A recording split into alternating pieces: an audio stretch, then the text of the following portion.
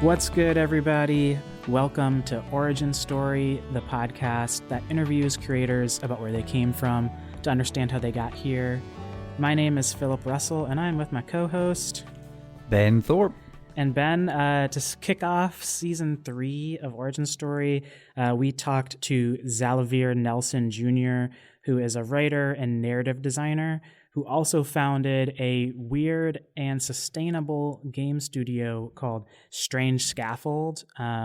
He's most known for titles such as Hypnospace Outlaw, Can Androids Pray, and this really quirky game called An Airport for Aliens Currently Run by Dogs, which is literally like you play as somebody in an airport that's run by dogs, and the dogs like aren't 3D models. They're literally stock photos of dogs. So that just kind of gives you an indication of kind of the quirkiness and energy of Xalavier. And this was a really fun conversation. Yeah, Phil, I feel like Xalavier is someone who I knew from his online presence, and because he would post these photos of like, hey, this is my airport dog game, or this is my organ trading simulator. He always has these games that are like super creative and immediately kind of make you stop and go like, wait, what did I just read? Like, what am I looking at here? And so I don't know, just like super interesting. And then I think being able to sit down and talk to him, you get to the heart of like why he's able to do these really creative, really interesting games that always, again, kind of catch your attention. Yeah, I mean, I think of a perfect example of something with Xalavier's work is there's always something kind of bubbling underneath the surface. So like when I was doing research for this episode, he has a new game coming out called Sunshine Shuffle, which on the surface is this really quirky, cute looking game with animals who are like the ultimate bank heist or like heist thieves. And the game itself is like a poker game. And for me, like, I don't think I've ever played poker in my life, so I was immediately kind of like, well, that's not for me. But then he made this TikTok where he was talking about like, you know, people were asking him questions about like, what's the story behind Sunshine Shuffle? And he's like, well, you know, on the surface, it's a poker game, but what it's really about is exploring the idea of what if you peaked already in your youth and how do you continue going on living? And I was just like, what? And I think that's kind of like what all of Xalavier's work is kind of grappling with, these kinds of surface level things that once you dig a little bit deeper, you're like, well, there's all this thematic resonance. So yeah, I think this conversation, we get into so much from making game development more sustainable, you know, his own Christian faith, and so much more. It was like a really fun conversation. Yeah, it really was. Let's dive into it. Let's do it.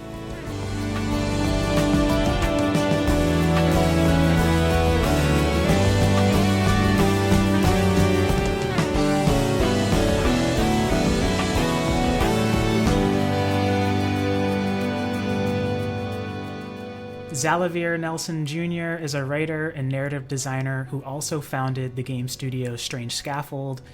He is most well known for titles such as Hypnospace Outlaw, Can Androids Pray, An Airport for Aliens Currently Run by Dogs, and more. And currently he's working on titles such as Sunshine Shuffle and the neo-noir shooter El Paso Elsewhere. Xalavier, thanks for joining us. Thank you so much for having me.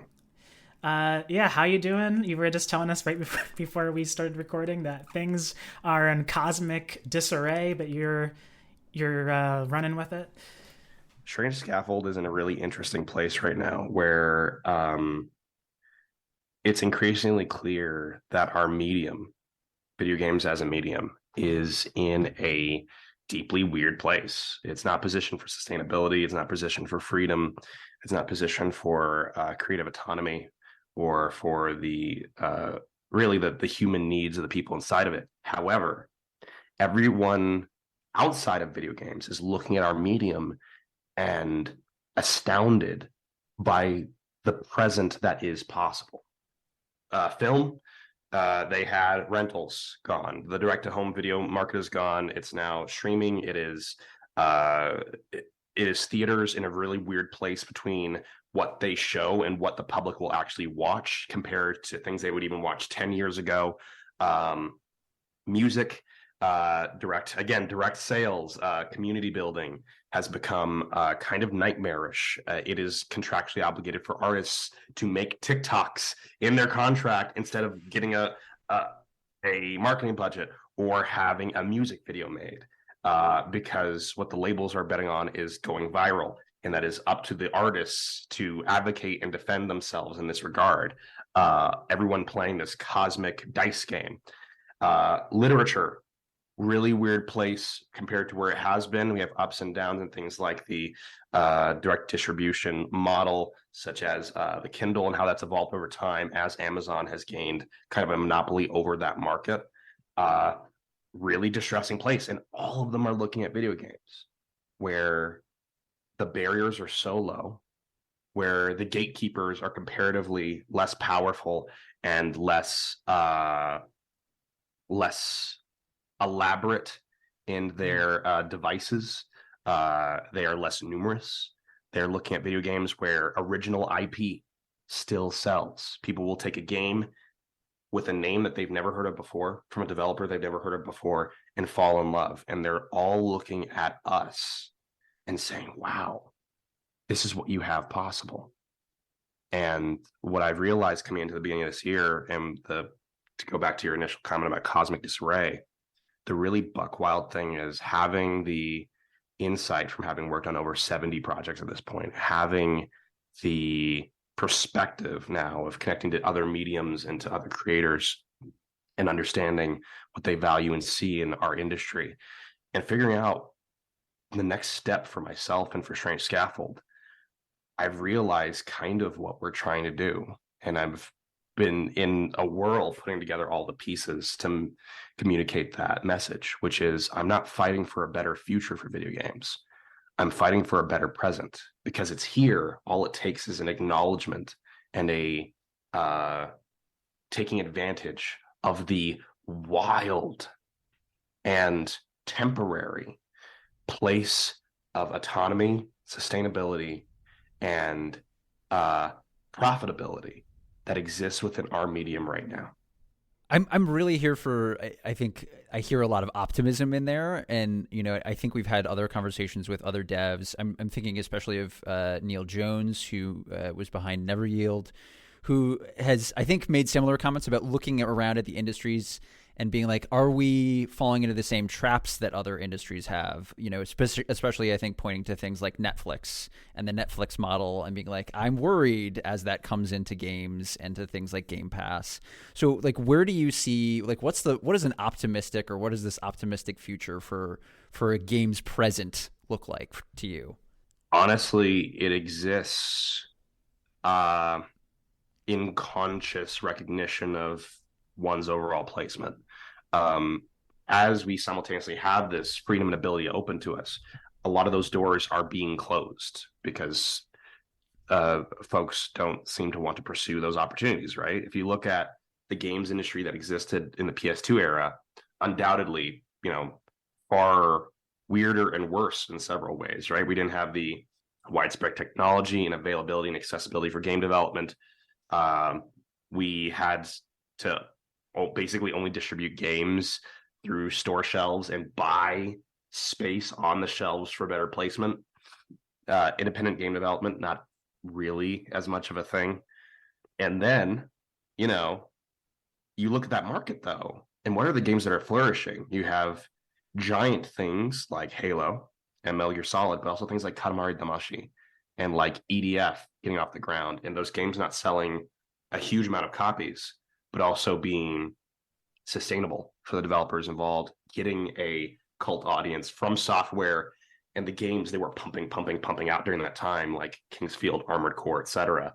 And looking at their output then, and looking at the massive odysseys and places where you are now, not only can you see the lineage of perspective that has carried them to still existing now, but also ways in which they have had to bend to a market that, as we recognize that a single game can pull in more revenue, the question arises like, then why would we make 5 games when we can make one?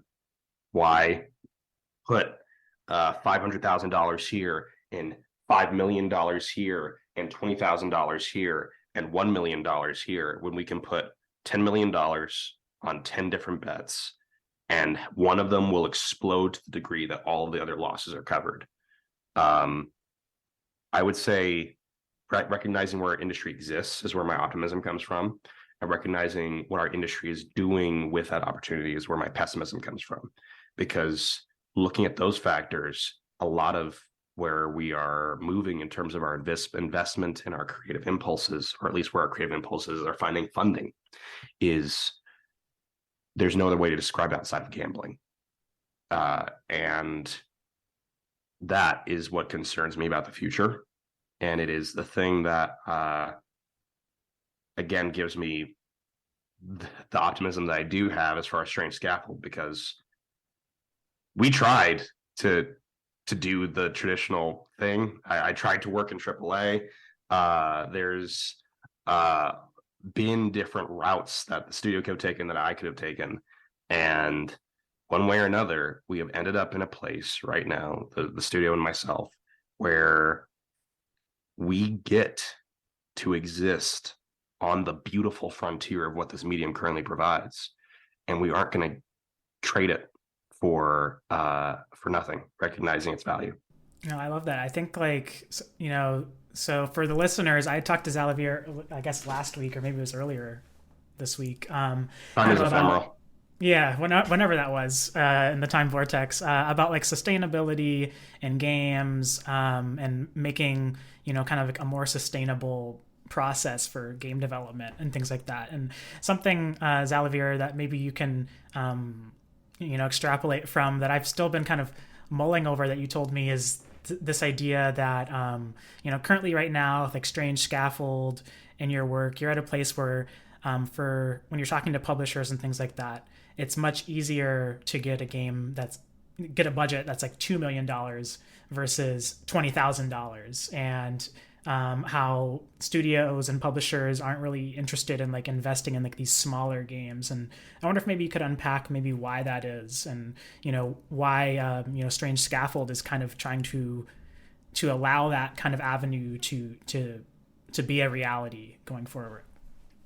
So there is a logic to it, which is a game with $2 million self-selects for a certain type of developer who can receive that money. Someone who can receive and spend $20,000 effectively, there's often far less infrastructure around them and far less guarantee that that the investment is going to even produce a final product, right? A lot of people underestimate, a lot of people, especially with games being the very multifaceted medium it is, we do not have a institutional practice or perspective of estimation and of knowledge around our practices. So everyone makes a small project. It's only going to take 2 weeks, 2 years later. So what I would say is, the logic to it is, a game with $2 million self-selects for developer. It self-selects for a certain level of fidelity and polish. And from that prism, you can see the logic of, well, if we can afford to invest $1 million, $2 million, taking those bets and the space that a game like that exists within in the market gives us a lot of leverage for having a more potentially profitable game. However, again, that does mean, because these games are being selected based off of the same criteria, off of the same perspective and goals for their creation and conditions of their production, similar milestone schedules, a standardization, an arbitrary standardization of what their production process can and should be, we end up in this really, really wild scenario where we have simultaneously more freedom and accessibility of technology and ability to make things better, faster, cheaper, and healthier than we ever have before. Coincidentally, the motto of Strange Scaffold is better, faster, cheaper, healthier. We've got those tools in our hands, but we're choosing games and fitting them into structures that fit the investment structures or publishing perspectives that are taking the games on, as opposed to what fits the developer and what fits the project. And what that results in is this really weird feeling where whether you're playing a roguelike, or you're playing an action game, or you're playing a puzzle game, you start to feel this weird underlying baseline. The sense that even though you're playing different games, you're playing the same game. Because when you make games under the same condition, under the same goals, what they are as a product changes. Process results in product. And what we are seeing in games is this, really wild, invisible flattening of what a video game can be based off of what we assume can sell, can reach people, reach press, can be made efficiently and effectively and get back a return. What we're fighting right now in video games are not facts. We're fighting assumptions. And those are the things that, again, put our medium in a really weird place as far as long-term sustainability.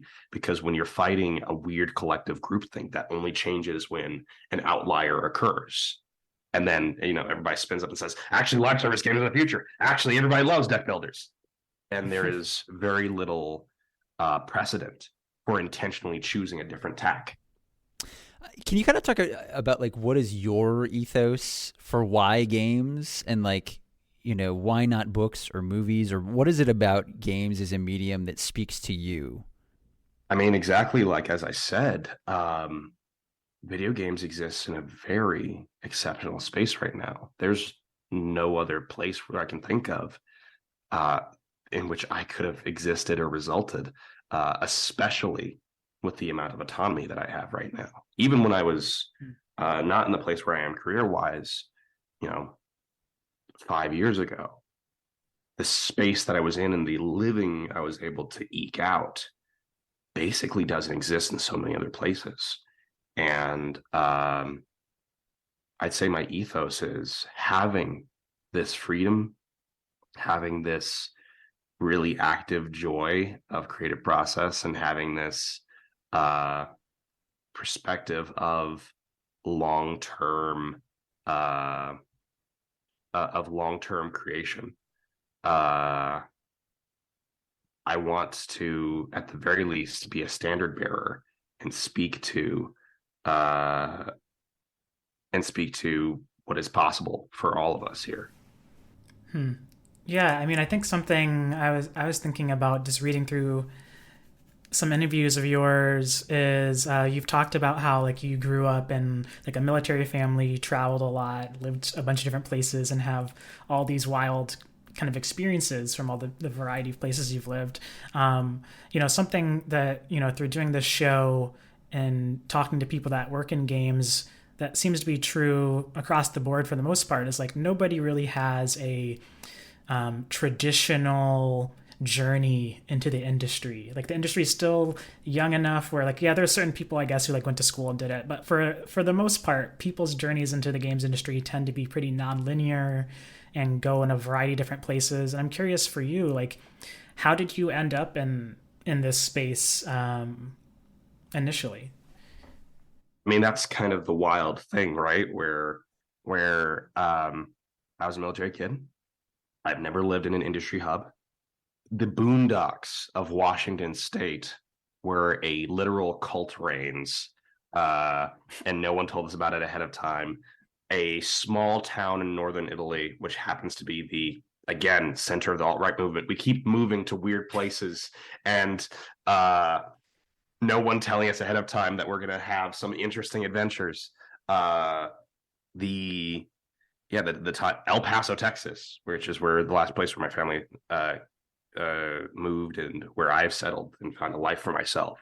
Those aren't industry hubs, and yet I've been able to participate in industry. I started as a 12-year-old, looking, reading gaming news and realizing that journalists get games for free, and being like, oh, that's objectively the best job. That's the best job that ever is or will exist. And I got to pretend to be an adult on the internet and start in my medium of choice. You could argue that there's a lot of problems with that. I wouldn't necessarily disagree, but that possibility was nevertheless there as someone who I didn't have like an uncle who worked at Nintendo. I didn't live in an industry hub. Um, all the traditional factors available to me were, or all the traditional factors, that result in someone's success or ability to enter a creative medium were not present for me. And yet I'm able to be here. And so I have this deep gratitude and desire to have everyone that I work with, all of my peers, I'm convinced the most versatile, empathetic, and on the whole, forward-thinking people who exist. I want them to have the same freedom, autonomy, and sense of safety that I have. Just real briefly, did I read that you started your games journalist career at like 12 or 13? Is that right? Yeah, I was 12 years old, pretended to be an adult on the internet, and it says, I don't know what it says about our industry that it worked out, but it did. I feel like Patrick Klepek had a similar, like he was like at Waypoint had a similar, like, oh, he was like 14 or something like that when he started like reviewing games. That's wild. I believe Jeff Keighley was also either 11 or 12. They didn't know when he applied for the press event for the Nintendo 64 that he was a 11 or 12-year-old kid, and then he showed up in a little suit and was doing interviews, and now here he is. Did anyone at any point clock? They were like, wait a minute, this game is being reviewed by someone who's definitely like 13? Not to my knowledge. I love that. Have you gone back and looked at any of that? No. I know that the site, I will not say the name of the website. It exists in infamy and in the shadows. And yeah, I'm very fortunate and thankful that I had the opportunity to get out a lot of bad writing so that by the time my career started, I had several years of practice. I've now been here, it's going to be 14 years in the near future, and coming up on 8 years in game development. I wanted to ask you this question. I've been reading some interviews with you, and it seems like a lot of your work is motivated or at least underpinned by your faith. And I'm wondering if you can talk about how that's shaped the kinds of games that you make and why that matters. I think the interesting thing about being a Christian in the video game industry is that there's simultaneously a lot of material in and around Christianity that exists within games, within the lore of worlds.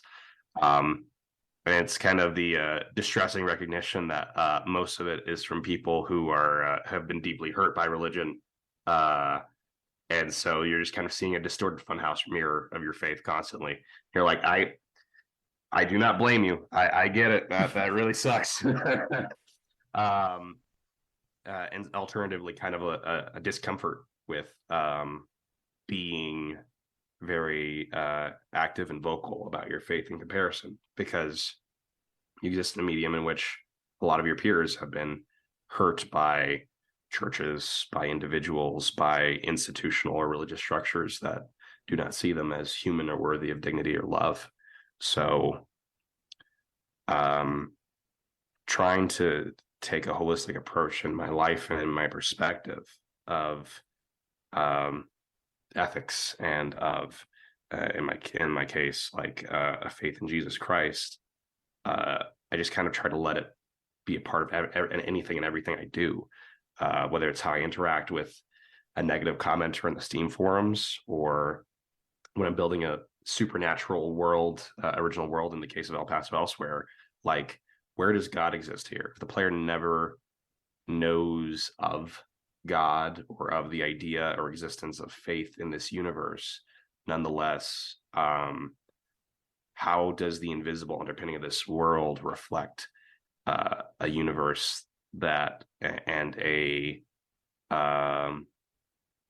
divine being that I believe in.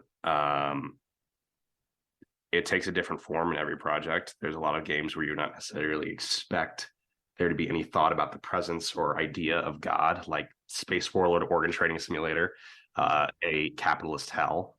But I think if there is one universal underpinning for all of these projects from the perspective of someone of faith, it is a core belief in the necessity for the autonomy, love, and dignity of sentient creatures. Whether it's the heist crew of Sunshine Shuffle or a universe run by dogs, an airport for aliens currently run by dogs, I am looking at every universe and attempting to take that human approach. We were made in the image of God.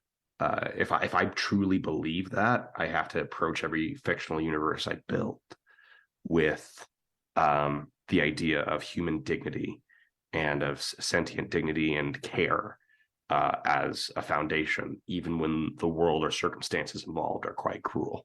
So, as a long story short, I'd say, how does the faith emerge? It's I see the dignity and humanity of all people and the existence of God as fact, and approach every fictional universe I build accordingly.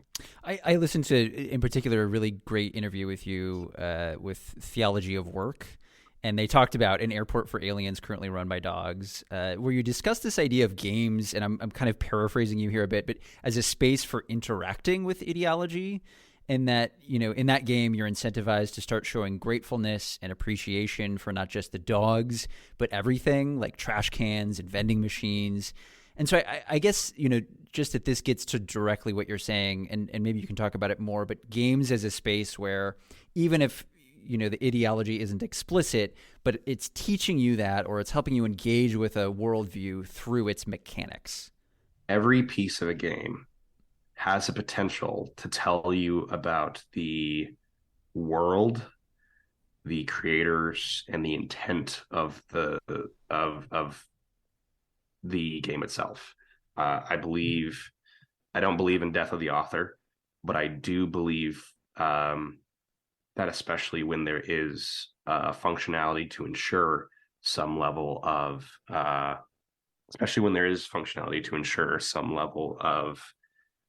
consistency within the work itself. The game tells you what the game is trying to be, and if you listen, you can hear it. So, Dog Airport game being a really perfect example. Every piece of the game was, as absurd as it is built from the core perspective of treating the game world and its concept quite seriously, despite its absurdity, and saying, how is the core ethos of this world communicated or respected through an element? There was an idea early on in the project of how do we represent airport security, and I had the idea of a dog named Cop Dog.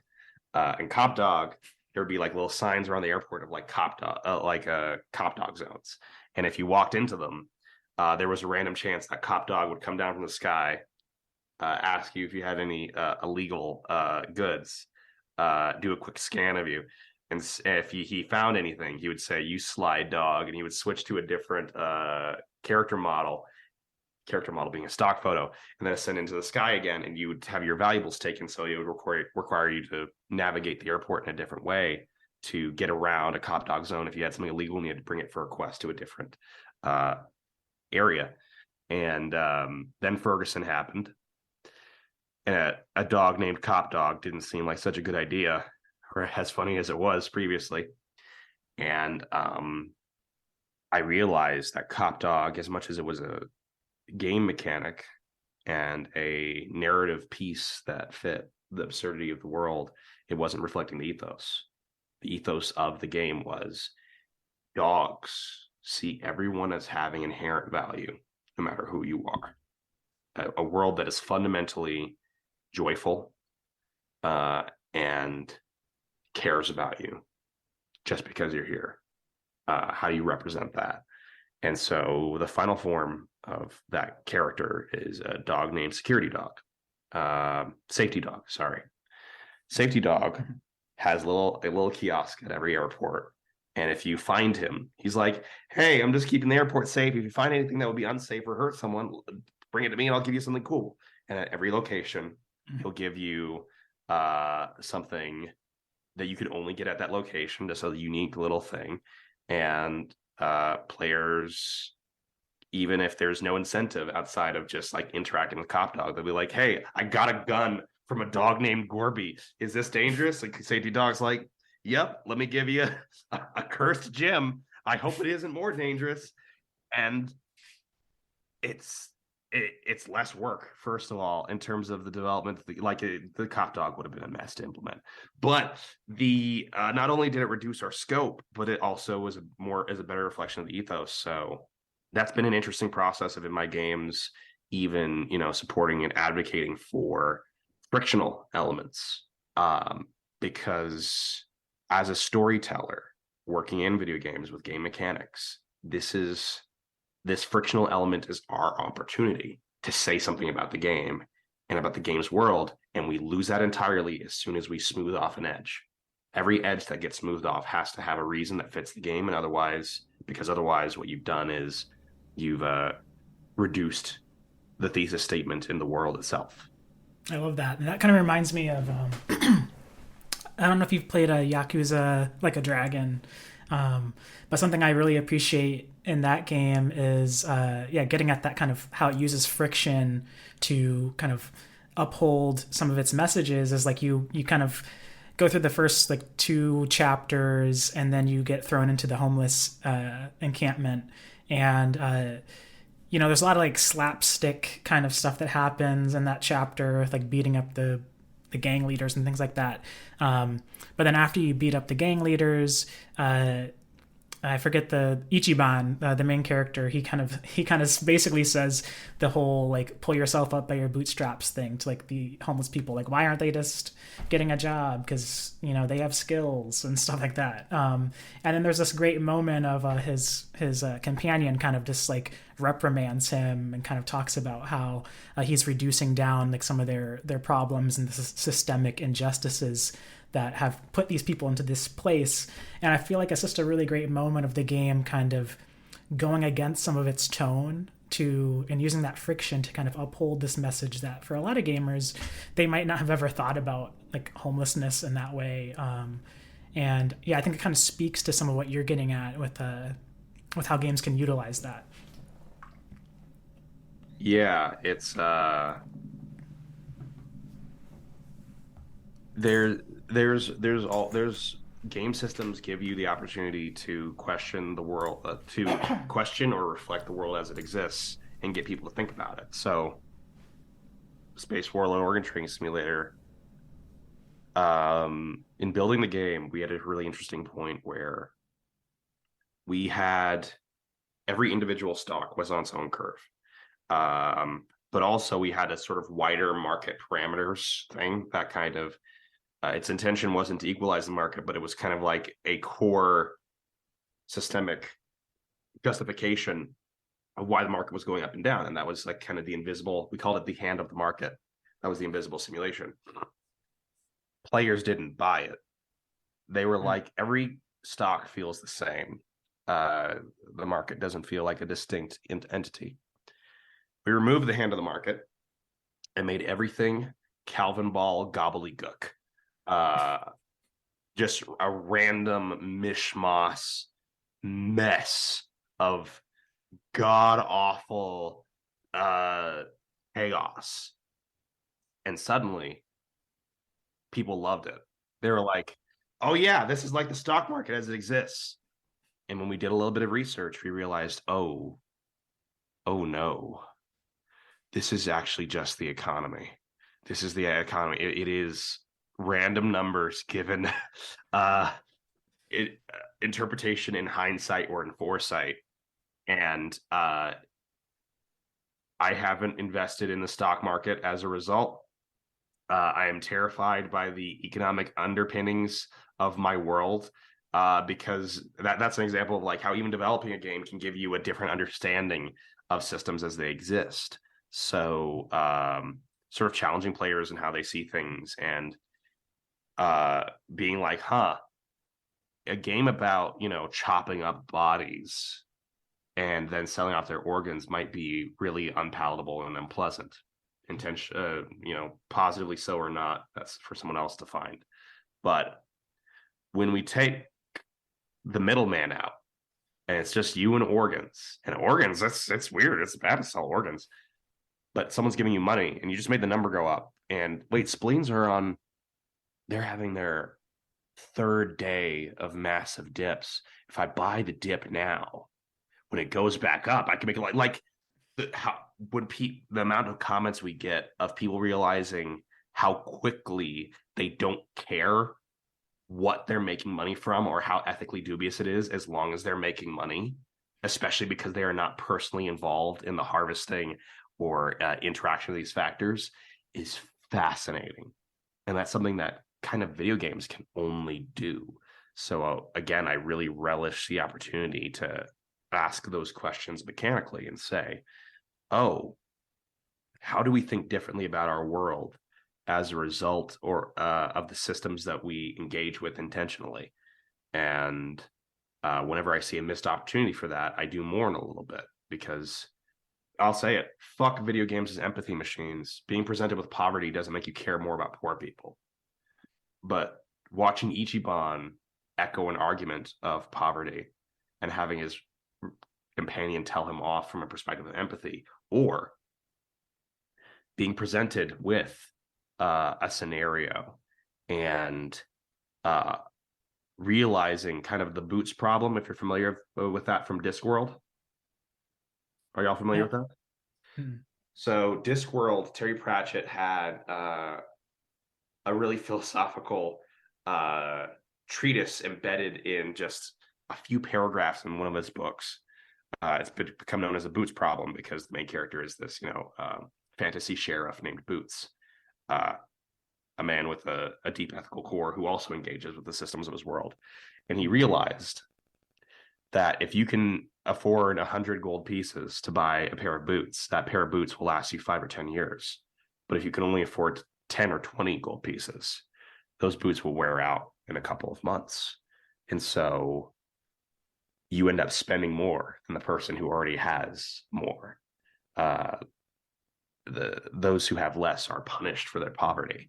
And that kind of, when you're presented with a game where perhaps you are in a position of poverty or being behind, and you just can't get out of that hole because of the factors that result, is incredibly fascinating, especially if the work intentionally engages with it. We found this for Space Warlord as well, where we realized once you had enough money, the game, outside of the arbitrary mechanical challenge, financially could not confront you. Because if we made all the stocks go down, you would just invest your hoard into buying all the stocks, so that when they went up even a little bit, you made more money than you ever had in the first place. If we made the stocks go up, and the value of what you already had, again, also went up. And seeing people, again, on the forums say, hey, when I get enough money, I kind of just win. We look directly into the camera and say, yeah, that's really weird how that happens, huh? The only way for us to push against that is to have some arbitrary, the only way we can push against that is to have some arbitrary metric of challenge, or of really getting you. Because even if we tried to find this for economic penalties, if we tried to have randomized factors come against you, if you are rich, 10,000 credits means nothing to you. If you don't have 10,000 credits, or it's all bound up in the market or something else, that 10,000 credits bankrupts you and you can't come back. And we don't, as developers, outside of going increasingly galaxy brain, have levers to push back against the way capitalism works. So we just present it as it is. I really love everything you're saying, but especially I think like, and I want to zero in on kind of what you're saying here, but fuck video games as empathy machines. Is what you're saying here is that like as a medium to tell a straight story that you hope will elicit empathy in someone, not the best, but as a place where we can come to understand systems and get people thinking about systems, it's really good at that. Yes, I think if a player is presented with poverty, like I've seen VR things of, not to pick on anyone, but like Do it. as a Do it. We're random here for example, and I'm sure someone has made this VR thing, or there's been multiple things like that, but like VR, you're a homeless person. Okay. You're a homeless. Yeah. All right. Yikes. It hurts, doesn't it? It is sad seeing the trash upon the streets. That doesn't make people care more. In fact, it reduces their ability to care because they feel like they have joined with the struggle. Because I too put on a VR headset and was inside of a cardboard box. I feel you, brother. This is one of the struggles of civil rights movies. I'll get spicy on Black History Month. Every time you saw a slave get whipped, and it's like, oh, mass, no. Or like some civil rights leader gets like pelted and stoically with a rock, and we see the blood flow down. It's like, does that make the audience say, I gotta fight against systems of oppression or against factors now? No, it doesn't. It really does not often motivate change. But being presented with a game world where, to go back to the poverty example, you don't, so I'm going to present something that I have presented nowhere else before. It's a game concept for sure that I've been working on at Strange Scaffold. Behind the scenes, it's not complete, but the system of mechanics and loops and what it communicates are really strong already. The game doesn't have a name. Actually, it might have a name if I can find my notebook real quick. 1 second. Sure. It's called Last Semester.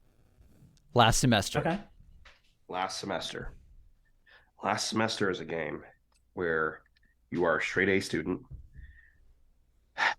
coming from a difficult home life, and you're couch surfing in your last year of high school. And it's a UI-based simulation, and it's about the struggle and the lack of autonomy that comes from existing on other people's mercy and grace and tolerance of you. So every day or set of days, you're choosing a host to stay with for a period of time, and every host has a tolerance meter and strings attached to having that bed. So you stay with the hyper-conservative Christian family, they always have family dinner. A condition of you staying in that home is you no longer get to choose what you do with that evening.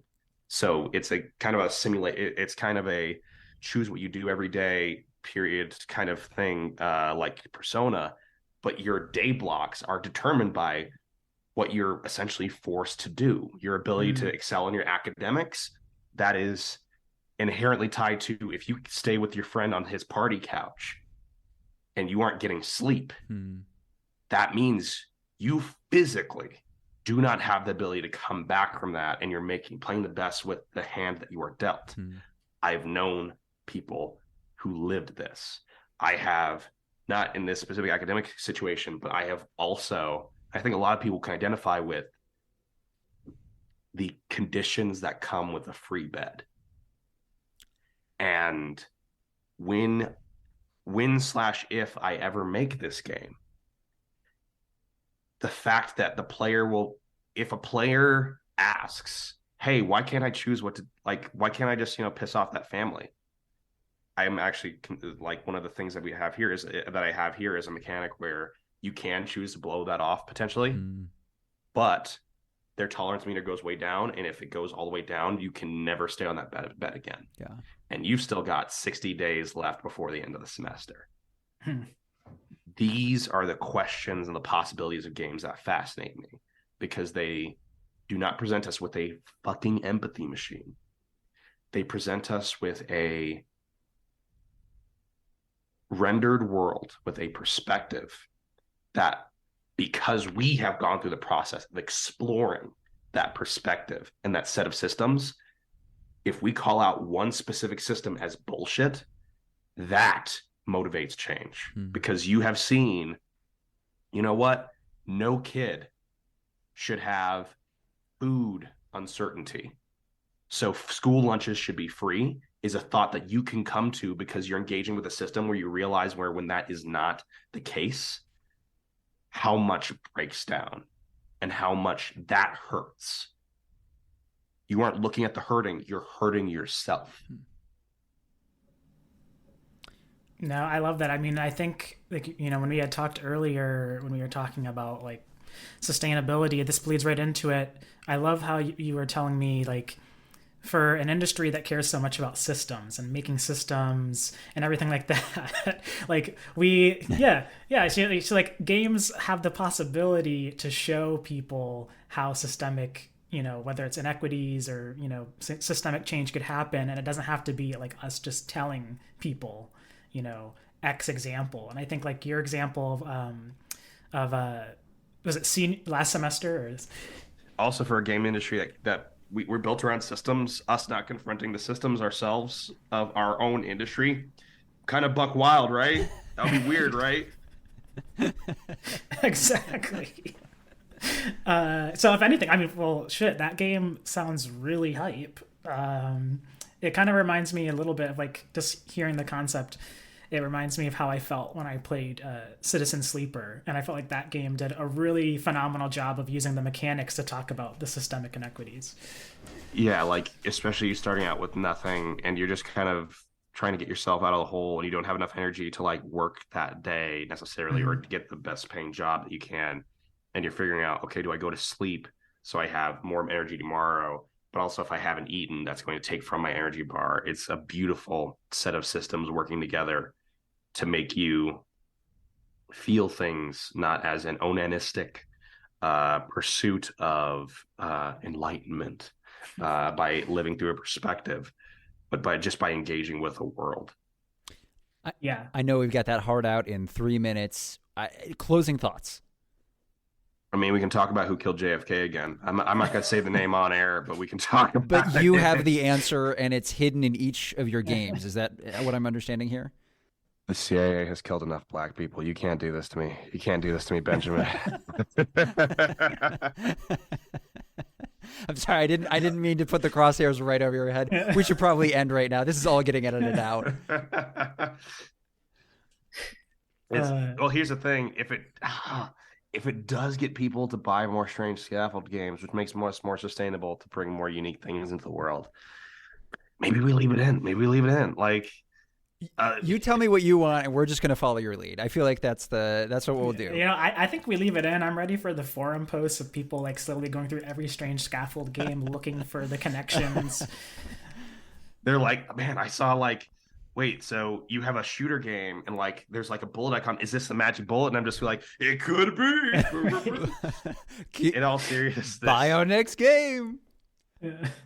Final thoughts. The big final thought I have is just that we have two stories happening in games. We have the stories that we're telling inside of games, which are becoming increasingly diverse, increasingly wide-ranging in their subject material. And we have the story of the games industry itself. I think if there's any point in history where we have had the ability to, as individuals, to influence the story of what video games are and can be, it exists right now. Every time we support developers when they move on from a game intentionally, as we just saw for Back 4 Blood in the headlines yesterday. Back 4 Blood, they did a DLC, they did updates. They're like, we're moving on to our next game. People were like, dead game. No, nothing improves from existing forever.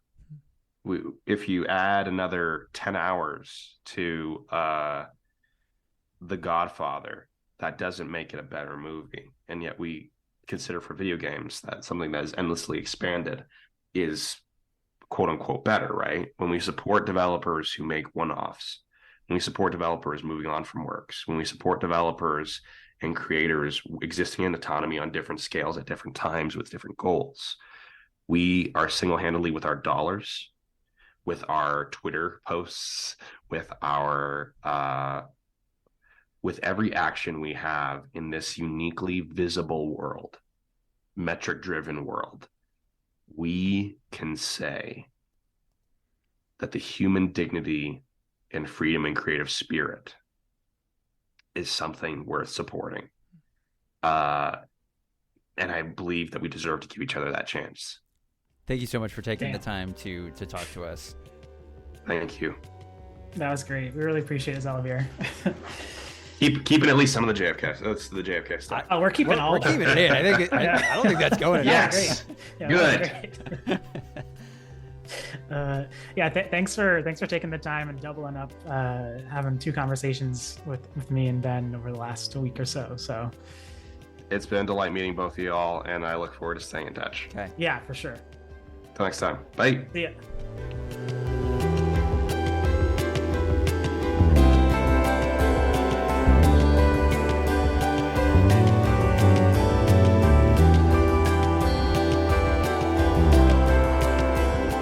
And that was our conversation with Xalavier Nelson Jr.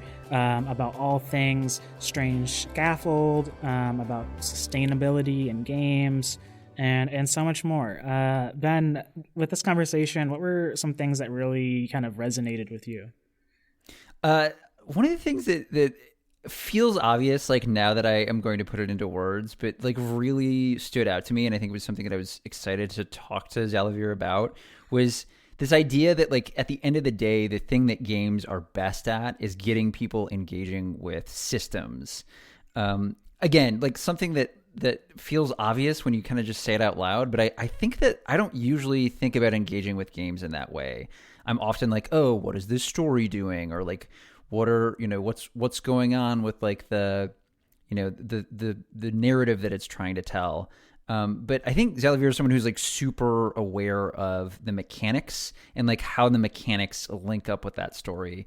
And I think the way that he talks about it in that way, like really, for whatever reason, helped me put a lot of those pieces together.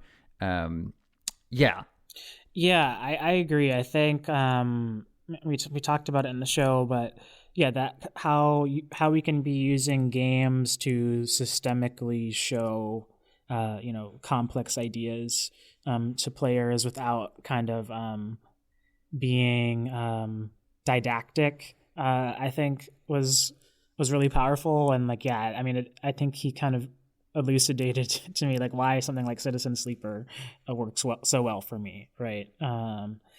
And something that I think I mentioned it on the show, but I had talked to Xalavier like a week prior to this interview, when I had first I had read an interview of his that was talking about sustainability, and I don't really feel that we see a whole lot of conversations about sustainability in the games industry. So I just kind of wanted to talk to him about it and kind of how he's running his studio. And yeah, in that conversation, something that bleeds into this whole idea of like systemic learning is he was talking about, the irony that the games industry, that games development is all about creating systems, and, having these systems interact with each other and communicate to the player, a variety of ideas and concepts. But the irony is that for an industry that cares so much about developing systems, there isn't much care for developing, systems that allow for sustainable work and a healthy workplaces. And that's why we're seeing so many issues around, toxic work environments, crunch and game development, and so much more. And I think that, Xalavier does a really good job of kind of unpacking a lot of that stuff. So I really appreciated between these two conversations I've had with him, just like talking about that stuff. Yeah, he got super excited when you were like, I think putting those threads together, or it's like, hey, the job of a game dev is to think about systems and implementing systems, but why aren't we thinking about systems within our own workplaces that we're upholding, or the problems of those systems? And kind of the irony there of like your job being thinking about like how all these things fit together, and then not like expanding that out to your workplace. I think it's a really like good conversation, because it's one that we're always having, I think, in games. And I know that this happens in other industries too, but it always feels like it's like right on the surface with games and gaming, where it's like, what is wrong with this workplace? And, you know, why is this happening here? And why are we doing these things this way here? That comes up like at least like every couple of months, 3 months, where it's like, hey, why is this game studio like a complete fucking mess? Right. And then sitting down and being like, but I kind of like that game, and there's some pretty good systems in there. That is like, I don't know, just on top of any time I engage with a game, that's not always, you know, front of mind for me when I'm like watching a TV show or even reading a novel to some extent.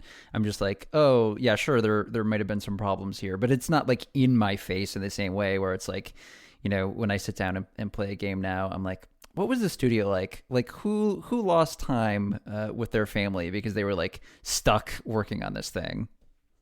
Yeah, I mean, I think something in relation to that I was thinking about is just, you know, Xalavier has this great moment where, you know, we're talking about how he's kind of an advocate for smaller, weirder games and like shorter development processes. And, you know, I think I'd asked him about how, you know, why is it so much easier to get like $2 million versus $20,000? And kind of, it was really interesting how he unpacked that and talked about how, you know, who's trusted with the money, and like what studios are trusted with the money, and how that those track records that various studios have that afford them these publishing deals and things like that often pushes them to kind of basically make the same couple games over and over and over again until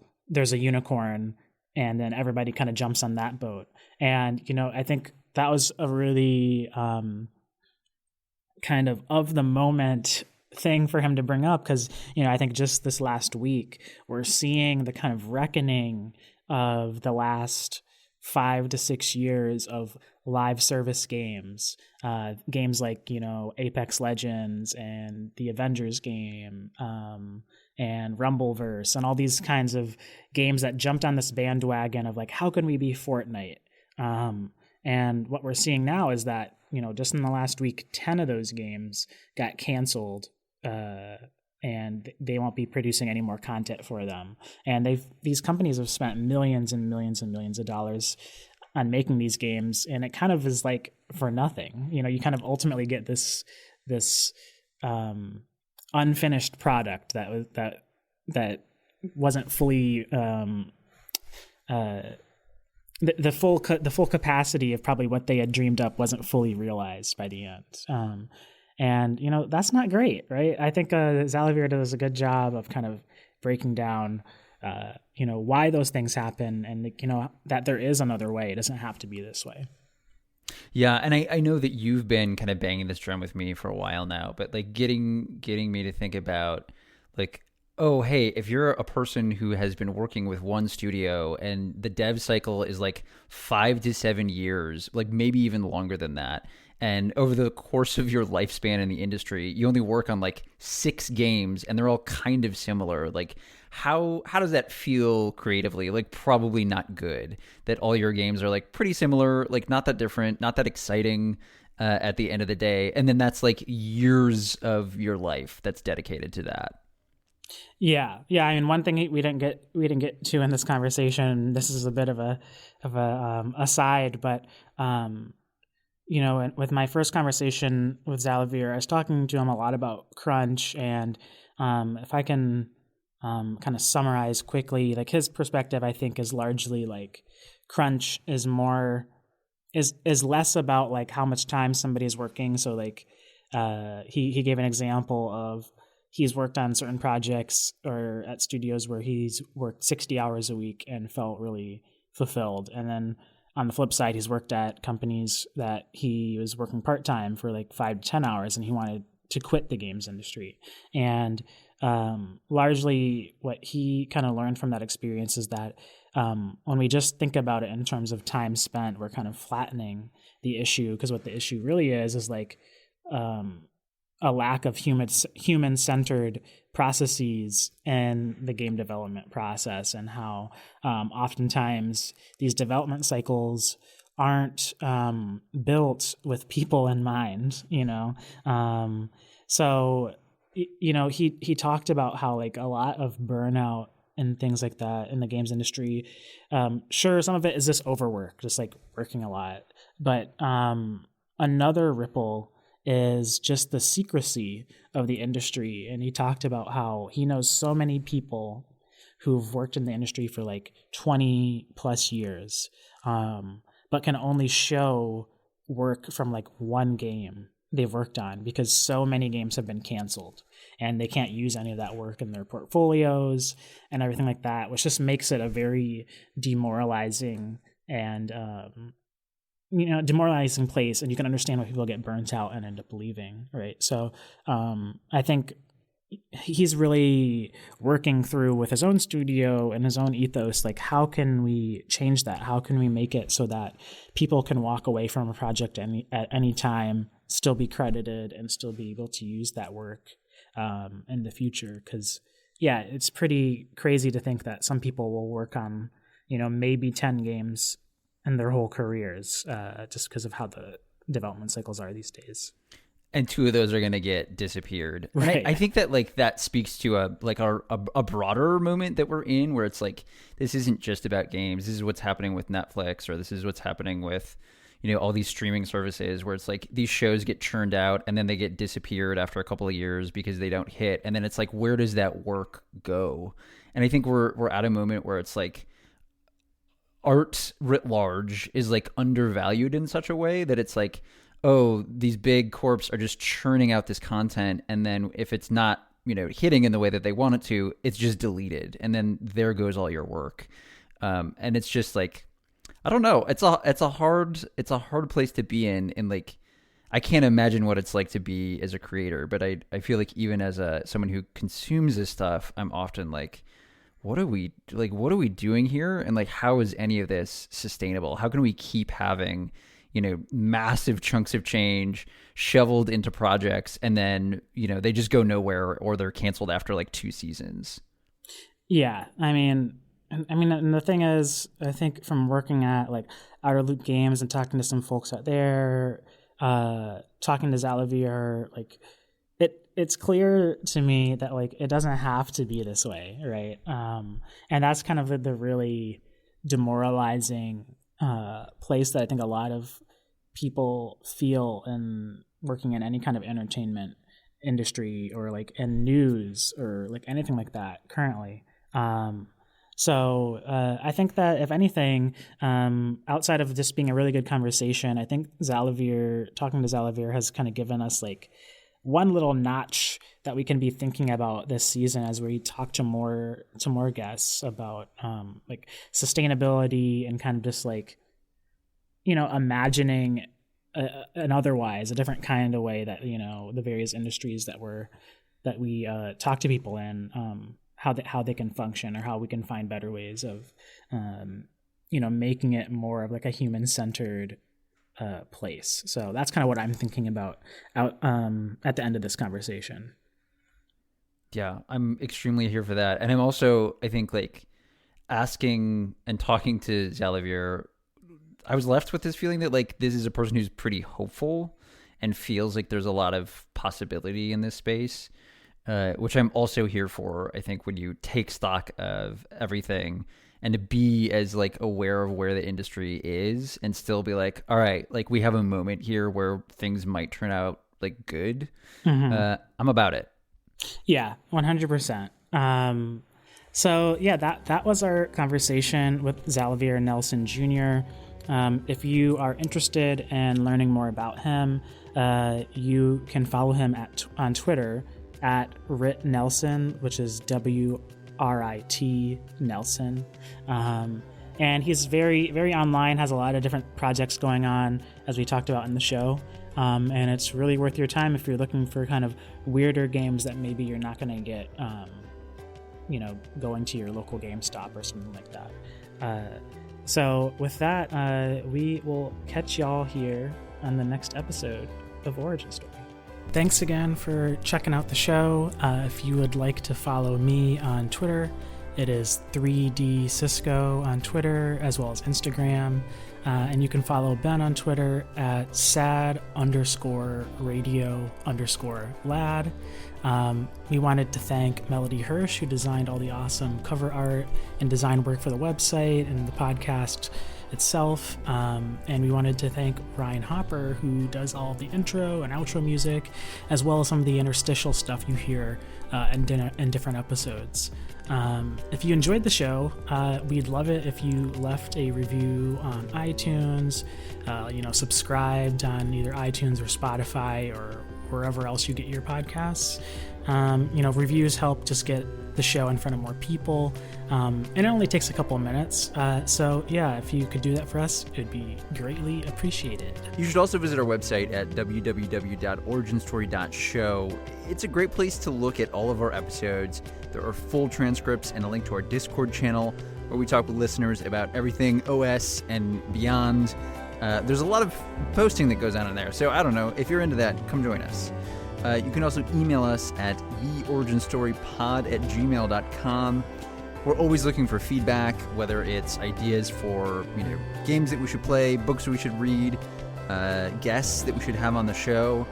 Just hit us up with thoughts, feelings. We're always looking for feedback, even if it's that Ben has an annoying voice and you don't want to hear it anymore. I mean, that's totally fine. So write us in. You can also follow us on Twitter at @originstory_, or our Instagram at originstory.show. As always, thanks for listening.